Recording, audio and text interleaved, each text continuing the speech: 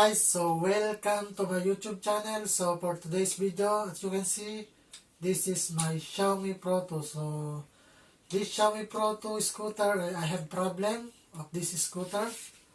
So as you can see, there have problem error 14. You see? So this error 14, I'm going to teach you how to fix this kind of error 14. So we will try it again.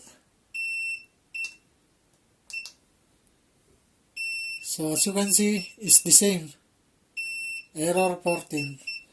So now we're going to fix this kind of error, and then I will teach you how to fix this kind of error for m365 Xiaomi Pro 2, Pro 3, or Xiaomi S1. So let's go.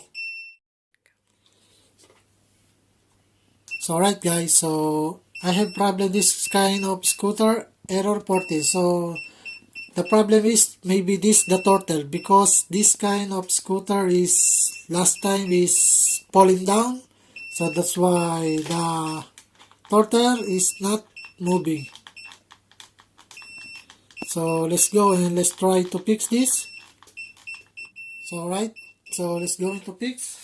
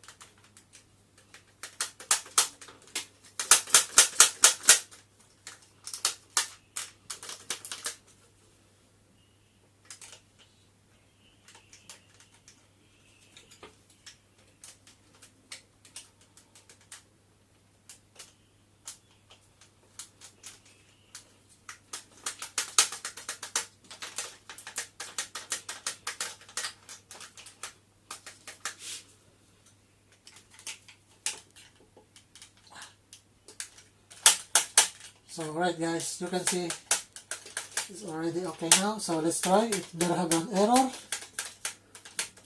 So let's try. So this is it guys. As you can see, I don't have error 14 now. So the problem is the turtle. Sometimes it's cannot move this. So that's why the error 14 is connected here. So now it's already okay now. So let's try it again.